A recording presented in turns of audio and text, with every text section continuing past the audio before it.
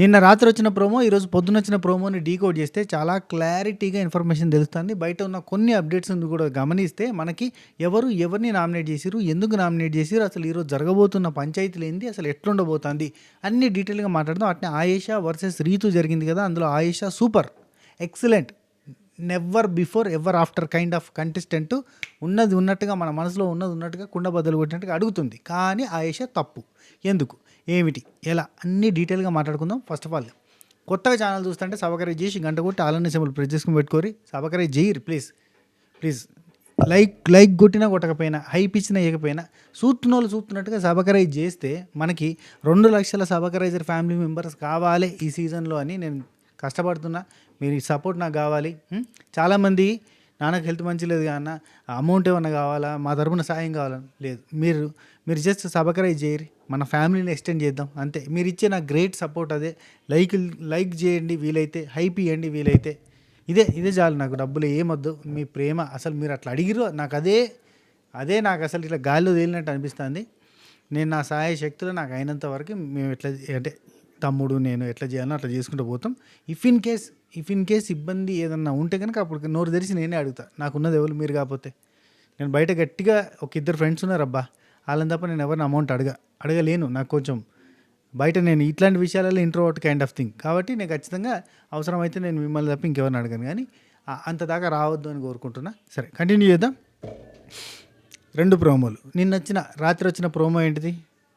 First ప్రోమోలో సుమన్ అన్న, గౌరవ్ వీళ్ళిద్దరు క్యాప్టెన్స్ కాబట్టి వీళ్ళిద్దరికి 2 క్యాప్సూల్స్ ఇచ్చిండు. ఆ క్యాప్సూల్స్లో ఏదో ఒకటి మీరు సెలెక్ట్ చేసుకోండి అంటే అక్కడ రెడ్ క్యాప్సూల్ ఉంది, బ్లూ క్యాప్సూల్ ఉంది. బ్లూ క్యాప్సూల్ దగ్గర పోయి గౌరవ్ ఫస్ట్ ఉరికిపోయి నిలబడతాడు. బ్లూ క్యాప్సూల్ గౌరవ్ది కదా. సుమన్ అన్న వచ్చి, నాకు అంత దారం పరిగెట్టడానికి కొంచెం కష్టమైంది, నువ్వు తొందరగా వచ్చాక నాకు బ్లూ క్యాప్సూలే కావాలి అని చెప్పి, నాకు కూడా బ్లూ క్యాప్సూలే కావాలి బిగ్ బాష్, నాకు బ్లూ క్యాప్సూలే కావాలి బిగ్ బాష్ అని అన్నాడు. ఆయన ఒప్పుకోలేదు. రెడ్ క్యాప్సూల్ దగ్గరికి సుమన్ అన్న పోయాడు. అసలు అందులో పెద్ద మ్యాటరే లేదు. రెడ్ క్యాప్సూల్ బ్లూ క్యాప్సూల్ వచ్చింది. అయితే వాళ్ళకు వచ్చిన పవర్ ఏంటంటే సుమన్ అన్నకి ఒక పర్సన్ని సెలెక్ట్ చేసుకునే అంటే నామినేషన్ ప్రాసెస్లో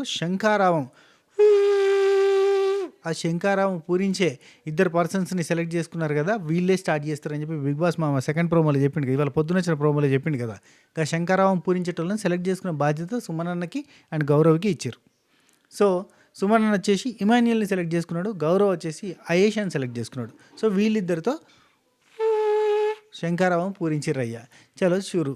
అయితే మీరు టాస్క్ చూసిర్రు, హౌస్ మొత్తం బెలూన్స్తో నిండింది. ఇవాళ పొద్దుగాల వాళ్ళు లేచేసరికి హౌస్ మొత్తం బెలూన్స్తో నిండింది. లైవ్లో వాళ్ళు బెలూన్స్ని చూసి అసలు ఏదో జరగబోతుంది, ఈ బెలూన్స్ ఏంది, ఈ కలర్స్ ఏంది, ఇదేంది ఒక్కొక్కరు ఒక్క స్కెచ్ ఎత్తురు. ఆరెంజ్ కలర్ ఎన్ని ఉన్నాయి, బ్లూ కలర్ ఎన్ని ఉన్నాయి, లైట్ బ్లూ ఎన్ని ఉన్నాయి, డార్క్ బ్లూ ఎన్ని ఉన్నాయి, డార్క్ ఆరెంజ్ ఎట్లున్నాయి, రకరకాల స్కెచ్లు. అది ఏదో ఉంది ఇళ్ళకెళ్ళి నడవాలంటే ఎట్లా. అయినా అన్ని బెలూన్స్ చూసినాక ఫుల్ ఖుషి, ఆడుకోవాలి వాటితో. ఆడుకోకుండా వాళ్ళు జాగ్రత్తగా నడుస్తారు. అంటే దాన్ని ముట్టద్దని బిగ్ బాస్ మామ చెప్పిండా? చెప్పలేదుగా, అనౌన్స్మెంట్ ఏం రాలేదుగా. వాళ్ళు ఎన్ని ఓవర్ థింకింగ్ అయిపోతుంది. హౌస్లోకి పోయినాక అన్ని పిచ్చి ఆలోచనలు అయితే ఓవర్ థింకింగ్ అవుతుంది, అంత పిచ్చి చేస్తారు. సరే, ఆ బెలూన్స్ ఉన్నాయి కదా. బిగ్ బాస్ మామ ఏం చెప్పిండంటే, ఇమాన్యులు, ఆయేషా మీరు చెరొక టూత్ పిక్ ఒకటి తీసుకోర్రి, ఆ బెలూన్స్ అన్ని పడపడ వలగొట్టండి. వేల కొద్ది బెలూన్స్ ఉన్నాయాడ. ఆ బెలూన్స్లలో కొన్ని మీకు పవర్స్ వస్తాయి, అవి మీరు బ్లాస్ట్ చేయాలంటే పలగొట్టుకుంటూ పోతే స్లిప్పులు దొరికినాయి. ఆ స్లిప్పులలో ఇమాన్యుల్కి ఎక్కువ స్లిప్పులు దొరికినాయి, ఆయేషాకి తక్కువ స్లిప్పులు దొరికినాయి. ఆయేషాకి దొరికింది ఏంటిది? వన్ నామినేషన్ అనే 2 కార్డ్స్ దొరికినాయి. ఒక పర్సన్ని నామినేట్ చేసే అధికారం 2 కార్డ్స్ దొరికినాయి, అట్లాంటివి 2. అండ్ ఇంకొకటి డైరెక్ట్ నామినేషన్ అనే ఒక సూపర్ పవర్ దొరికింది. ఇక మన ఇమాన్యుల్కి వచ్చేసి 2 నామినేషన్స్ చేసే 2 కార్డ్స్ దొరికినాయి. అంటే ఒక్కొక్క కార్డులో ఇద్దరిని నామినేట్ చేసే పవర్ ఉంటుంది అనమాట. అట్నే 3 కార్డ్స్ వచ్చేసి 1 నామినేషన్ దొరికినాయి. సో ఈ 2 nomination 2 cards, 3 nomination 1 nomination 3 cards వచ్చినాయి. అంటే ఇప్పుడు ఈ పవర్స్ని మీరు వేరే వాళ్ళకి ఇచ్చుకోవచ్చు, ఎవరితో షేర్ చేసుకుంటారో మీ ఇష్టం అని బిగ్ బాస్ మామ చెప్పిండు. ఇప్పుడు ఇమాన్యుల్ ఏం చేసిండు? కళ్యాణ్కి 1 పర్సన్ని నామినేట్ చేసే పవర్ ఇచ్చిండు, దివ్యకి 2 పర్సన్ని నామినేట్ చేసే పవర్ ఇచ్చిండు, రమ్య మోక్షకి 1 పర్సన్ని నామినేట్ చేసే పవర్ ఇచ్చిండు, తనుజాకి 1 పర్సన్ నామినేట్ చేసే పవర్ ఇచ్చిండు, రీతుకి 2 పర్సన్ నామినేట్ చేసే పవర్ ఇచ్చిండు. ఇది ఎట్లా తెలుసు అంటే, నాకు బయట ఉన్న కొన్ని అప్డేట్స్ ద్వారా, మన సోషల్ మీడియాలో తిరుగుతున్న కాకై కుక్కై పిల్లై కోడై కూస్తున్న రకరకాల కబుర్ల ద్వారా తెలుస్తున్న ముచ్చట్లు. ఏందన్నా బయట ఉన్న అప్డేట్స్ లీక్స్ ఇవ్వనని చెప్పినట్టు నేను అనలేదయ్యా. నేను అనలేదు. అన్నీ అదే పనికిరాని ముచ్చట్లు కొంతమంది కామెంట్లు పెడతారు. రివ్యూవర్ చేస్తే నువ్వు చెయ్యొద్దు అన్నావు. ఆళ్ళని గట్ల సతాయించినావు. నేను ఎవ్వరిని సతాయించలే. నేను ఎవ్వరిని ఏమనలే. అసలు ఆ వీడియోలే వేరు. ఆ కథే వేరు. ఆ కాంటెక్స్ట్ మార్చి చెప్పేసుకున్నారు పాపం వాళ్ళు. ఏదో ఒక రకంగా ఏదో ఒక వైరల్ థింగ్ లాగా చెప్పేసుకున్నారు. మ్యాటర్ ఏం లేదు అక్కడ. ఎవరిని లీకులు చేయొద్దని చెప్పలే. ఒక పేజ్ అతను కంప్లీట్‌గా శనివారం ఎపిసోడ్ స్క్రిప్ట్ లాగా మొత్తం రాసేసి ఈ నాగార్జున గారు ఈ డైలాగ్ కొట్టిండు, ఆపోజిటోళ్ళు గిది చెప్పిర్రు, మధ్యలో వాళ్ళు మాట్లాడారు. ఇట్లా స్క్రిప్ట్ మొత్తం ఇట్లా బయట పెట్టినట్టు చెప్తున్నారు. అది కరెక్ట్ కాదు అనే పాయింట్‌లో పోతే దానికి ఎవరో అల్లుకొని వాళ్ళకి నచ్చినట్టుగా మార్చుకొని అవతలోళ్ళని తిట్టి, పేర్లు పెట్టి అంటే వాళ్ళకి నచ్చినట్టుగా ఎవడు చెప్పేసిర్రు ఇగ. అదో సంబరం, అదొక ఆనందం, ఏదో సాధించేసినాం అన్న ఫీలింగ్ తోటి చెప్పేసిర్రు. చెప్పేస్తే దాన్ని పట్టుకొని వాళ్ళేదో మీకెక్కిత్తే మీరొచ్చి కింద కామెంట్లలో నువ్వు ఆ పలానా రివ్యూవర్‌ని లీక్ ఇయ్యొద్దన్నావట కదా! నువ్వెందుకు ఇత్తన్నావు? అది జరగలేదురా అయ్యా! వాళ్ళంతా క్రియేట్ చేసిర్రు. వాళ్ళు క్రియేటర్స్. ఆళ్ళు క్రియేట్ చేసిన దాన్ని నమ్మి మీరు పిచ్చోలయిపోతున్నారు. ఎవరైతే నమ్మిర్రో వాళ్ళు. అక్కడ ఏం జరగలే అసలు. అది మ్యాటరే కాదు. ఆ తర్వాత ఎంత క్లారిటీ ఇచ్చినా ఈవెన్ పర్సనల్‌గా వాళ్ళకి మెసేజ్ చేసినా రిప్లైలు ఇయ్యలే. అట్లుంటదన్నట్టు మ్యాటర్. అర్థమైందా? ఇప్పటికి ఎవరైనా మెసేజ్ పెట్టేటోళ్ళు ఉంటారు కాబట్టి చెప్తాను. ఎవ్వడి వాడి గోల వాడిది. వాడి ఇష్టం ఉన్నట్టు చేసుకొని వాడిని ఆపడానికి నేను ఎవరిని ఆపలేడు. ఎవని నోరు వాంది, ఎవని ఫోన్ వాంది, ఎవని వీడియో వాంది, ఎవని కెమెరా వాంది, ఎవని యూట్యూబ్ వాంది, రోడ్డు వాంది. బస్ రైట్. అందుకే ఈ నెగిటివిటీలోకి పోవద్దనే నేను ఆవేశపడి నేను ఒక మెసేజ్ పెట్టిన. స్టోరీలలో కొంతమంది చేస్తున్న పనులకి రివోల్ట్ అయ్యి పెట్టిన తర్వాత హ్యాపీగా నా పంచాయతీలు నాకు గాలతో పంచాయతీ ఈ దిక్కుమాలిన దానికి ఇది 3 నెలలు అయిన తర్వాత ఎవడు ఏడవిక్తాడో ఎవరికి సంబంధం లేదు. ఎవరిని లైఫ్ వాంది, ఎవరిని కథ వాంది, ఎలిమినేట్ అయిన వాళ్ళు ఎలిమినేట్ అయినట్టు వాళ్ళ పంచాయతీలో వాళ్ళు ఉంటారు. ఎవడి సంఖ వాడు నాక్కుంటూ ఉంటాడు. మళ్ళీ మనం పోయి వాళ్ళది ఎందుకు రాకడు? మన పని మనకు ఉండంగా మన కష్టాలు, మన నష్టాలు, మన జీవితం మనకు ఉంటుంది. దీనికోసం మావోడిని అంటవా, మీవోడిని అంటవా, నీకు పగిలిపోద్దున రే మావోడిని అంటే నేను వాడి ఫ్యాన్ని, వాడి సంఖ నాకుతా నేను అని అంటే వేస్ట్. నీకంటే వేస్ట్ ఎవడు ఉండడు. అంటే ఎవరైతే అంటారో వాళ్ళని అంటున్నా. ఇది జస్ట్ ఎంటర్టైన్మెంట్ షో. మళ్ళీ చెప్తున్నా, this is just entertainment show. There ends the matter. Right. And నేను ఒక షార్ట్ వీడియో వస్తుంది చూడుర్రి, అప్పుడు మీకు అర్థమవుతుంది క్లారిటీగా. ఒక షార్ట్ వీడియో చేస్తున్నా, అది చాలా ఇంట్రెస్టింగ్ ఉంటుంది. అది నాది కూడా కాదు, మన రెగ్యులర్ వ్యూవర్ ఒక కామెంట్ పెట్టిండు. ఆ కామెంట్ చూసి నేను వీడియో చేసిన. ఆయన కామెంటే మీకు చదివి వినిపించిన. దాని మీద మీ ఒపీనియన్ చెప్పాలి. అక్కడ ఎంతమంది యాక్టింగ్ చేస్తున్నారు, ఎంతమంది రియల్గా ఉన్నారు, అసలు రియల్గా ఉంటారా? అన్ని కెమెరాలు చుట్టూ ఉన్నప్పుడు సచ్చినట్టుగా ఏదో ఒక మూమెంట్లో టక్కన కెమెరా సైడ్ తిరిగిన ఓకే అని చెప్పి రియలైజ్ అయిపోయి నటిస్తారు కదా. 90% నటించడానికి స్కోప్ ఉంటుంది కదా, 10% రియల్గా ఉండడానికి స్కోప్ ఉంటుంది కదా అని ఒక కళ్ళకు కట్టినట్టుగా ఒక నిజం తెలిసింది. అండ్ ఈ నామినేషన్లు చూడుర్రి, నామినేషన్లలో పర్సన్స్ యాటిట్యూడ్, అసలు పర్సన్స్ బిహేవియర్ అనేది అర్థమవుతుంది. సరే, ఎక్కడ దాకా వచ్చినాం? ఇమాన్యుల్ దగ్గర 5 కార్డ్స్ ఉన్నాయి చెప్పిన కదా. 5 కార్డ్స్లో 3 ఏమో సింగిల్ కార్డ్స్, 2 ఏమో డబుల్ కార్డ్స్. ఆ డబుల్ కార్డ్స్ని రీతుకోటి, దివ్యకోటి ఇచ్చేసిండు. ఇక ఈమె దగ్గర ఉన్నాయి, ఎవరు? ఆయేషా దగ్గర ఉన్నాయి 2 single cards, 1 direct nomination. Single cards వచ్చేసి 1 సాయికి ఇచ్చింది, 2 సంజన గారికి ఇచ్చింది. అదేందో వెరైటీగా సంజన గారికి ఆయేషాకి ఎప్పుడు కుదిరింది సయోధ్య ఏమో. అంటే ఆమె ఏమనుకుందంటే సంజన గారు ఎవరిని నామినేట్ చేస్తారో తెలుసుకొని ఇచ్చి ఉండొచ్చేమో. అంటే వాళ్ళకి ఎవరిని నామినేట్ చేయాలనే ఉద్దేశం ఉంటే వాళ్ళని నామినేట్ చేసే తట్టయితే కనుక ఇస్తుంది కదా. ఈమె నేచర్ తెలుసు కదా మనకి. సరే, ఇదంతా ప్రాసెస్ జరిగింది. ఇక ఇప్పుడు ఎవరిని నామినేట్ చేసి ఉండొచ్చు, దేనికి అనేది మనం మాట్లాడుకుందాం. ఫస్ట్ ఇమాన్యుల్ కళ్యాణ్కి ఇచ్చిండు కదా ఒక కార్డు. ఇమాన్యుల్ కళ్యాణ్కి ఇస్తే కళ్యాణ్ సంజనాన్ని నామినేట్ చేసిండు. షెట్ అనుకుండొచ్చు ఇమాన్యుల్, కానీ తప్పదు, పవర్ షేర్ చేసుకోవాలి. అయితే ఇక్కడ ఇమాన్యుల్కి వచ్చిన పెద్ద పెంటేంటి తెలుసా? ఇమాన్యుల్ 5 కార్డు ఇచ్చిండు. అబ్బా, ఈ 5 తను నామినేట్ చేస్తారా? ఇమాన్యుల్ అప్పుడే బుగ్గలు బలగొట్టి అందరికంటే బెటర్గా బ్లాస్ట్ చేసి అందరికంటే బెటర్గా కార్డు సంపాదించినట్టే ఆటలో బాగున్నాడు అన్న పాయింట్ వస్తుంది కదా. అండ్ అన్ని ఆటలలో బాగా ఆడతాడు కదా, అందరితో బాగుంటాడు కదా, ఎవరితోటి పంచాయతీ లేవు కదా, ఎవరితో లొల్లులు లేవు కదా, అంతా క్లియర్గా ఉంది కదా, క్రిస్టల్ క్లియర్గా ఉంది కదా. ఈవెన్ గట్టిగా నామినేట్ చేసే ఉద్దేశం ఇమాన్యుల్ని నామినేట్ చేయాలి అన్న పాయింట్ ఎవరికన్నా ఉంటుంది అంటే అది సచ్చినట్టుగా గింటే నిన్న బర్నీ అన్నకి కార్డు పవర్ అస్త్రా యూజ్ చేయలేదన్న కోపంతో దివ్యాకి తనుజాకి ఉంటుంది. మరి దివ్యాకి తనుజాకి ఈయన కార్డ్స్ ఇచ్చిండు, ఇంకెక్కడ వస్తుంది? వాళ్ళు నామినేట్ చేస్తారా? చేయరు కదా. ఇప్పుడు ఏంది, నామినేషన్లో ఉన్నాడా? లేడు. ఇన్ని వారాల నుంచి నామినేషన్లో ఉన్నాడు, లేడు. లేకపోతే ఏమవుతుంది? ఓటు బ్యాంక్ క్రియేట్ కాదు. ఓటు బ్యాంక్ క్రియేట్ అవ్వాలి అంటే రెగ్యులర్గా నామినేషన్లో ఉండాలి. అలా తనుజ రెగ్యులర్గా నామినేషన్లో ఉంటుంది. వేరే కంటెస్టెంట్లు రెగ్యులర్గా నామినేషన్లో, ఈవెన్ రాము రెగ్యులర్గా నామినేషన్లో ఉంటుండు. అది తనకి ప్లస్సు. రైట్. ఇప్పుడు కళ్యాణ్ సంజనాని నామినేట్ చేసిండు. రీజన్ ఏముంటుంది? సంజన అంటే కళ్యాణ్కి స్టార్టింగ్ నుంచి కూడా పెద్దగా పాజిటివ్ ఇంప్రెషన్ లేదు. అది మనం చాలాసార్లు మాట్లాడుకున్నాం. కొత్త ముచ్చటేం కాదు. చాలా రోజుల నుంచి ఆయనకు పెద్ద ఇంప్రెషన్ లేదు, పాజిటివ్ ఇంప్రెషన్ లేదు సంజన మీద. సో ఏమంటారు, first impression is the best impression అన్నట్టు స్టార్టింగ్లోనే ఆ దొంగతనం, ఈ కోడిగుడ్లు అక్కడికి వెళ్ళి పంచాయతీ పెట్టుకుంటే ఇప్పటి వరకు కూడా నచ్చలేదు, ఇప్పుడు అసలే నచ్చట్లేదు. కాబట్టి నామినేట్ ఖచ్చితంగా చేస్తాడు. 1,00,000 రీజన్స్ దొరుకుతాయి. ఎందుకు నచ్చిండ్రు అంటే రీజన్స్ దొరకవేమో, కానీ ఎందుకు నచ్చలేదు అంటే చాలా రీజన్స్ దొరుకుతాయి. నెక్స్ట్ దివ్య ఇద్దరు నామినేట్ చేసింది. ఒకటేమో సాయి శ్రీనివాస్ని నామినేట్ చేసింది. బికాస్ ఏం లేదు, భరణి అన్న అండ్ సాయి శ్రీనివాస్ పవర్ స్టోన్ని తీసేసే టైం, అంటే ఆ పవర్ స్టోన్ ఉంచాలా తీసేయాలా అన్నప్పుడు భరణి అన్న లేచిండు. భరణి అన్న మాట్లాడుతుంటే మధ్యలో దివ్యనికి ఆల్రెడీ ఇంకోళ్ళు మాట్లాడారు కదా, ఇద్దరు మాట్లాడినప్పుడు అసలు మూడో పర్సన్ మాట్లాడడానికి లేదు, కానీ భరణి అన్నకు సపోర్ట్గా చెయ్యి ఎత్తి మాట్లాడడానికి దూరింది అన్న పాయింట్ తోటి ఆ బిటర్ లడ్డు ఇచ్చింది కదా ఈమెకి. సో అందుకని చెప్పి దివ్యకి కోపం వస్తుంది. దివ్యకి అంటే నాకు రీజన్సే లేవు, ఉన్నాయి చిన్న చిన్న రీజన్స్. అట్లాంటి రీజన్స్ను కూడా మనం మాట్లాడుకొని సార్ట్అవుట్ చేసుకుంటే నేను నామినేషన్లో ఏ పాయింట్ పెట్టాలి అనే పాయింట్లో దివ్య ఉంది. 2-3 సార్లు అన్నది మాట. అందరూ సార్ట్అవుట్ చేసుకుంటున్నారు. సార్ట్అవుట్ చేసుకున్న తర్వాత నామినేషన్లో ఏం పెట్టాల్సి వస్తుంది, పెట్టడానికి లేదుగా అన్నది. సో సాయి శ్రీనివాస్ని ఈ పాయింట్తో నామినేట్ చేయొచ్చు. ఫ్రెష్, వేడిగా ఉన్నది. రైట్. రెండోది ఆయేషాని నామినేట్ చేస్తుంది. ఎందుకంటే ఆమెకున్నది ఒకటే, ఆ చపాతీ కాల్చే దానిలో వీళ్ళిద్దరికి పంచాయతీ జరిగింది. అందుకే మనకు చూపించారు మొన్న. ఎందుకు చూపించారు అనుకుంటారు, సాటర్డే ఎపిసోడ్లో అది పనికి వస్తుందనే చూపించారు. అయితే ఈమెకి సార్ట్అవుట్ చేసుకుంటే కోర్స్ ఆ పాయింట్ మీదకి వెళ్ళి ఆయేషా వచ్చింది, సారీ చెప్పింది, అంత అయిపోయింది. కానీ ఉన్నాయే చిన్న చిన్న పాయింట్స్, ఇవన్నీ సార్ట్అవుట్ చేసుకుంటే ఏడికెళ్ళి వస్తాయి పాయింట్స్ అనే పాయింట్ ఉంది కదా, ఆ పాయింట్తో నామినేట్ చేసింది. మొన్న ఆకలైంది నాకు, టైంకి నువ్వు టిఫిన్ పెట్టలేదు అని చెప్పి నామినేట్ చేసినట్టే ఇప్పుడు చపాతీ కాల్చిన దానికే నామినేట్ చేస్తే గట్టినే ఉంటుంది, మాడిపోయిన చపాతీ లెక్కనే ఉంటుంది. రీజన్.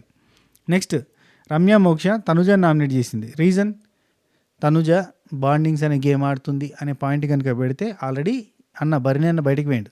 వీళ్ళకి ఏమో కొత్త వాళ్ళు వచ్చి పాత వాళ్ళకి సింపతి క్రియేట్ చేయడానికి ప్రయత్నం చేస్తున్నట్టు ఉంది. వీళ్ళు పెట్టిన పాయింట్స్ కరెక్టే, కానీ out of syllabus. Actually Ritu versus Ayesha జరిగింది కదా, అక్కడ నాకు మంచి మంచి పాయింట్స్ ఉన్నాయి, చెప్తా. ఆ టాపిక్ డిస్కస్ చేస్తా లాస్ట్లో, చేసినప్పుడు చెప్తా. అదిరిపోయి పాయింట్స్ ఉంటాయి చూడరు. హే అన్న నువ్వేందన్న గిట్ట వెరైటీగా ఆలోచిస్తావు అంటారు. రైట్. నెక్స్ట్ తనుజ వచ్చి రమ్యాని నామినేట్ చేసింది. రమ్య తనుజాని, తనుజ రమ్యాని, వైస్ వర్స. నువ్వు ఇస్తావా, నేను ఇస్తా. రైట్. ఇచ్చితనమ్మా పొచ్చకటినమ్మా. రీతు వచ్చేసి ఇద్దరు నామినేట్ చేసింది. ఒకటి ఆయేషా నామినేట్ చేసింది, 2 రాము నామినేట్ చేసింది. ఆయేషాని నామినేట్ చేయడానికి రీజన్ ఏంటంటే ఆయేషా రీతు నామినేట్ చేసింది. సో రీతు ఆయేషా నామినేట్ చేసింది, వైస్ వర్స వీళ్ళిద్దరికి. ఇక రాము నామినేట్ చేయడానికి రీజన్ ఏంటిది, అసలు వీళ్ళిద్దరి మధ్యలో పంచాయతీ ఏం జరిగింది? ఈ మధ్యకాలంలో ఏం పంచాయతీ అయితే జరగలేదు, మరి ఎందుకు నామినేట్ చేసిందో నాకు అర్థం కాలేదు, చూడాలి. ఆయేషా వచ్చేసి సాయి శ్రీనివాస్కి ఇస్తే సాయి శ్రీనివాస్ కళ్యాణ్ నామినేట్ చేసిండు. మరి వాళ్ళిద్దరి మధ్యలో పంచాయతీ ఏం జరిగింది? బాగానే ఉన్నారు, బాండింగ్ అంతా బాగానే సెట్ అవుతుంది అనుకున్నారు, కానీ మరి ఏం జరిగిందనేది తెర మీద చూడాలి. ఎందుకంటే కళ్యాణ్ గురించి మాట్లాడినప్పుడు, నాగార్జున గారు కళ్యాణ్ గురించి నెగిటివ్గా మాట్లాడినప్పుడు సాయి శ్రీనివాస్ ఎక్స్ప్రెషన్ చూసినా ఎస్ అన్నట్టుగా అన్నాడు. సో ఏదో తేడా కొడుతుంది అని అనిపించింది నాకు. సో ఇవాళ రీజనింగ్ చూస్తే మనకు అర్థమవుతుంది. స్ట్రాంగ్ రీజన్ లేకుండా పెడితే కనుక సాయి శ్రీనివాస్ ఈ వారం నామినేషన్లో ఉన్నాడు, చాలా కష్టం అవుతుంది. ఎందుకంటే మనడు అంత పవర్ ప్యాకెడ్ పర్ఫార్మెన్స్ ఏం చూపిస్తలేడు. సో సాయికి ఈ వారం ఇప్పుడు నామినేషన్ను అండ్ ఈ వారం కొంచెం గట్టిగా ఆడితే కానీ బచాయిస్తారు, లేదంటే ఈ వీక్ నామినేషన్లో అవుట్. నెక్స్ట్ సంజన వచ్చేసి సంజనాకి వచ్చేసి దివ్యాని నామినేట్ చేసింది. దివ్య అక్కకి సంజన అక్కకి మరి ఏం పంచాయతీ జరిగిందో మనం తెర మీద చూడాల్సిందే, ఎందుకంటే వాళ్ళిద్దరి మధ్య పెద్ద పంచాయతీ జరిగినట్టు నాకేం కనిపించలేదు. సంజన దివ్యాని ఎందుకు నామినేట్ చేసింది? భరణి అన్న వెళ్ళిపోవడానికి కారణం నువ్వేం చెప్పి నామినేట్ చేయలేదుగా కొంపదీసి. మా అన్న మంచోడు ఉండే, మా భరణి అన్న మంచోడు ఉండే, నువ్వు వచ్చినాక మొత్తం ఖరాబ్ అయిపోయాడు, మాతో మాట్లాడలే, మొత్తానికి అయితే వెళ్ళిపోయాడు, గ్రాఫ్ నెంబర్ 1 అన్న ఆఖరికి పుష్పం అనిపించిన అంటదేంది. రైట్. ఇక మనం ఇప్పుడు మాట్లాడుకోబోతున్నాం రీతు వర్సెస్ ఆయేషా, ఆత్మకి ప్రేతాత్మకి యుద్ధం. అది చూడడానికి మనం అందరం చేద్దాం. రైట్. ఆయేషా సూపర్ పాయింట్ పెట్టి నామినేట్ చేసింది. ఏంటిది, నువ్వు వచ్చిందే లవ్ ట్రాక్లు వేసుకోవడానికి వచ్చినావు, అంతకు మించి ఇంకేం లేదు నీకు ఇక్కడ కంటెంట్, ఆ లవ్ ట్రాక్ తప్ప ఇంకేం లేదు అనే పాయింట్. నువ్వు యప్ అనే పాయింట్ పెట్టిందబ్బా. కరెక్టే. వచ్చినప్పటి నుంచి లవ్ ట్రాక్, పులిహోర, కళ్యాణ్ తోటి స్టార్టింగ్ అంతా కూడా ఈ కళ్యాణ్ పులిహోర ఎక్కడ కలిపిండు, ఎక్కడ కలపలేదు అనేటోళ్ళకి, అంటే పాపం వాళ్ళు సీజన్ సరిగ్గా చూడక ఆ టైంలో చూడలేదేమో చాలామంది. సో వాళ్ళకి చెప్తున్నా, స్టార్టింగ్లో కళ్యాణ్, పవన్, రీతు ముగ్గురిది ట్రయాంగిల్లో నడుస్తూ ఉండేది. తనుజ వచ్చిపోతూ ఉండేది. కళ్యాణ్ అప్పుడు విపరీతమైన యత్నాలు, ఏదో ఒక లవ్ ట్రాక్ సెట్ చేసుకుందాం ఎందుకంటే అది సెట్ చేస్తే బాగా స్టాండ్ బై అయ్యి ఉండొచ్చు, ఎక్కువ రోజులు మనం సర్వైవ్ కావచ్చు అనేది కాన్సెప్ట్ ఉంటుంది. మీడియాలో ఇది బాగా వర్కౌట్ అవుతుంది. నేను మీకు ఎగ్జాంపుల్ చెప్తా. సుధీర్ అన్న రష్మి, ఇది లవ్ ట్రాక్, ఇది లవ్ ట్రాక్. ఈ ట్రాక్ జనాలకు ఎక్కుతుంది. ఇప్పటికీ మేము ఎక్కడికైనా ఈవెంట్కి పోయినా, ఎక్కడికైనా పోయినా కానీ, అన్న నువ్వు జబర్దస్త్లో వేసినావు అంటే అది చేసినాను అన్న, సుధీర్ రష్మి అని అడుగుతారు. అది జనాలు ఏంటంటే ఈజీగా నమ్ముతారు. అందుకే ఇవే మళ్ళీ మళ్ళీ ప్రయోగం చేస్తూ ఉంటారు. అంటే సింపుల్గా వాళ్ళ దృష్టిలో ఏంటంటే గొర్రెలరా ఏది చెప్తుంది నమ్ముతారు అనే సిచ్యువేషన్లో ఉంటుంది.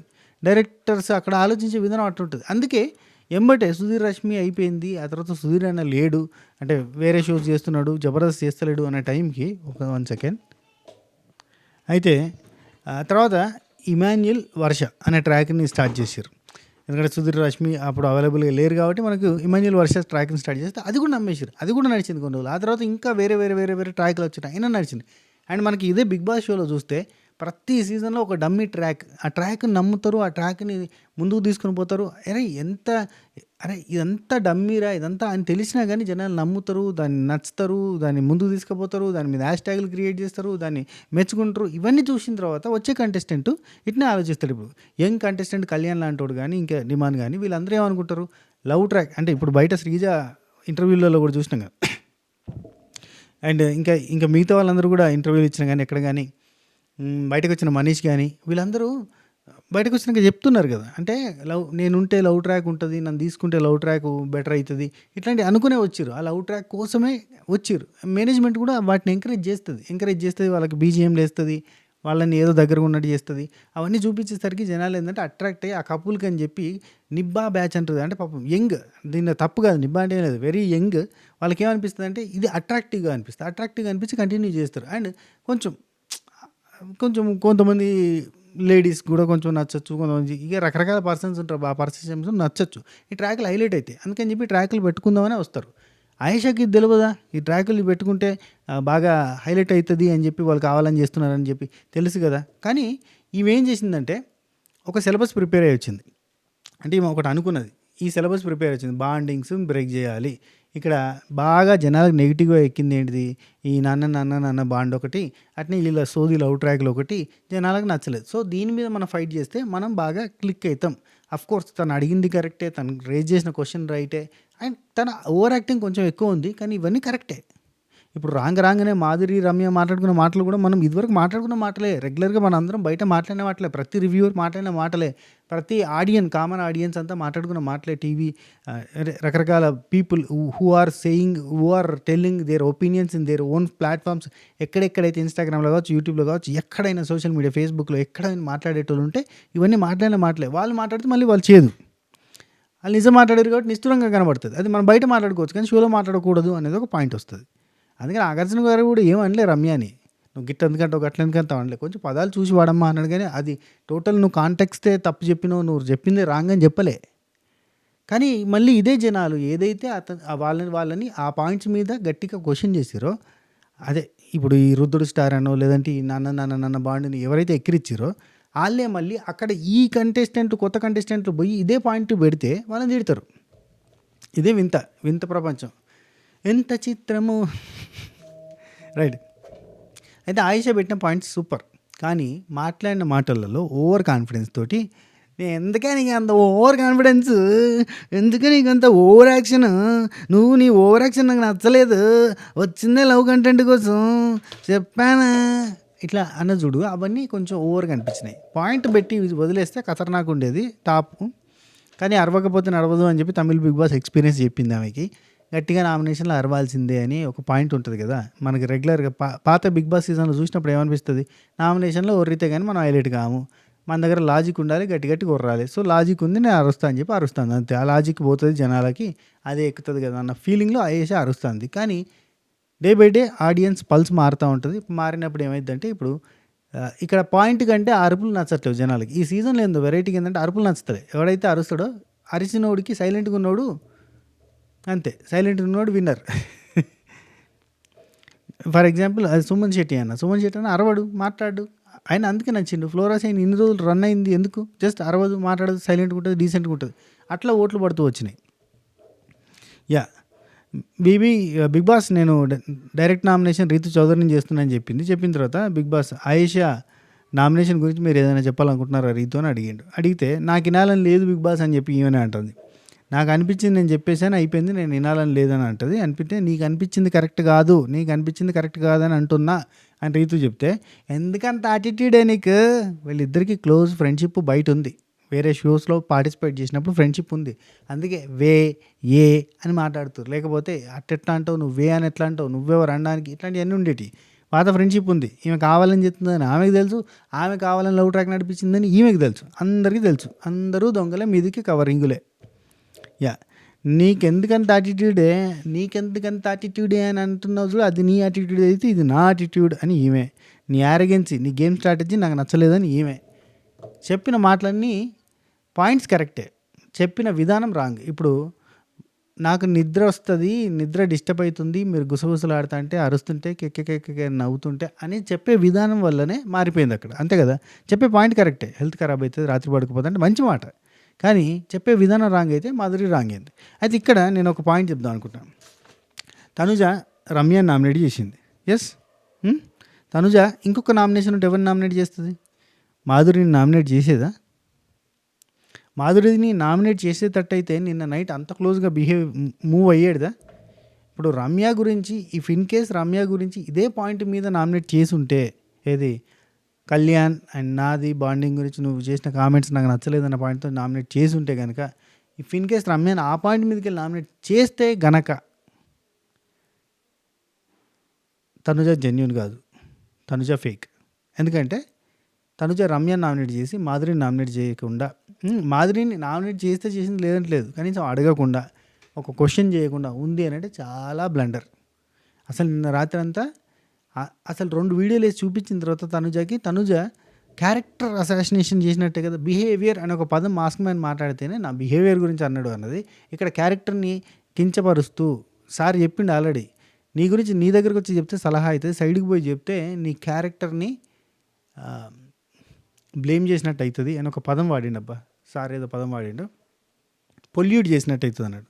నీ క్యారెక్టర్ని పొల్యూట్ చేస్తున్నారు, చూడు గమనించు. అట్లాంటి పొల్యూట్ చేస్తున్నారు అని చెప్పి నాగార్జున సార్ చెప్పిన తర్వాత 2 వీడియోలు ప్లే చేస్తే రెండిట్లలో డిఫరెంట్ ప్లేసుల్లో డిఫరెంట్ టైమ్స్లో 2 చేతులు కలితేనే చప్పట్లు, లీనియస్ ఇస్తేనే, ఇవన్నీ చెప్పిన తర్వాత కూడా ఆమె మిడ్ నైట్ ముచ్చట్లు చూడండి మీరు, అందరికంటే క్లోజ్గా మాధురితోనే ఉంది.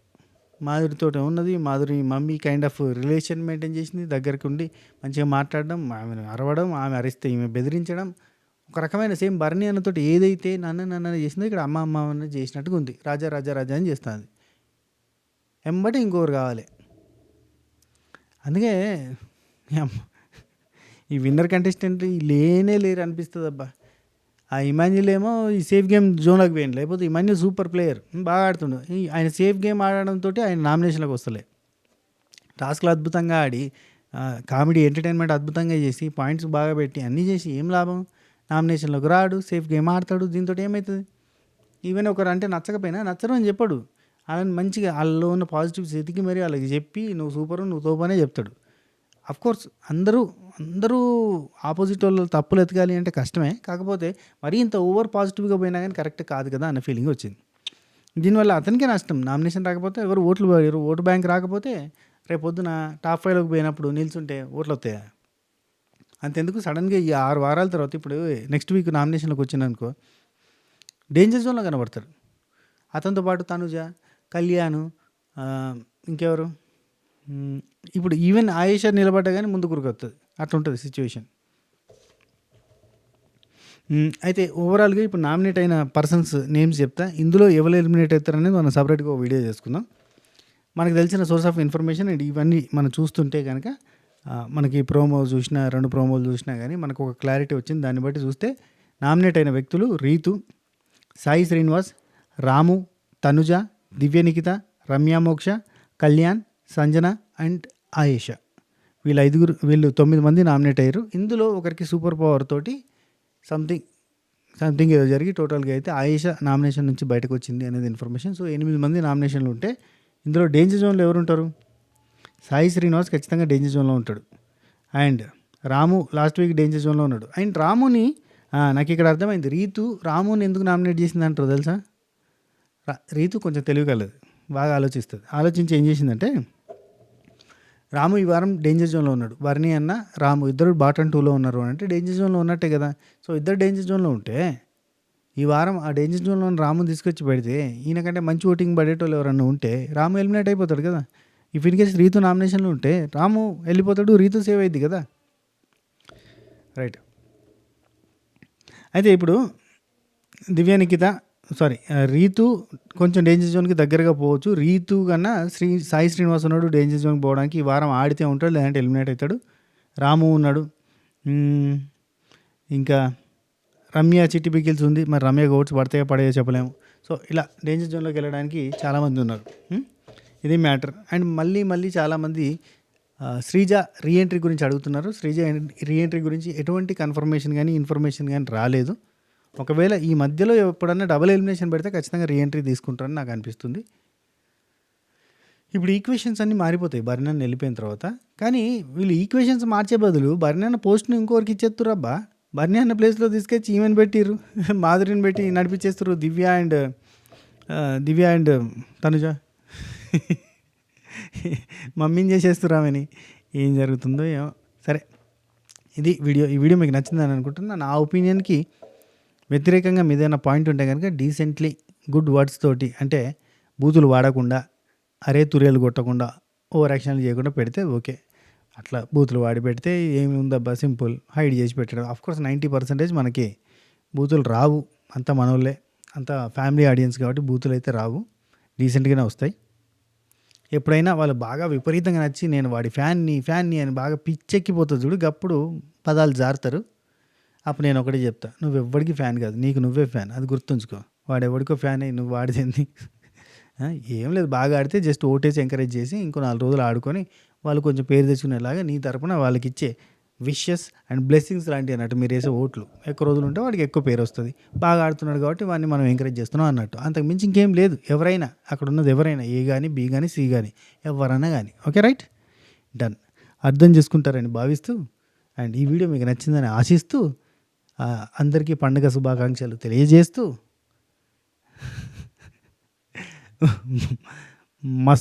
మస్తుగా పటాకాలు కాల్చుకోరి, జాగ్రత్తగా కాల్చుకోరి. ఓకేనా, ఉంటాం అలా. శ్రీరస్తు శుభమస్తు.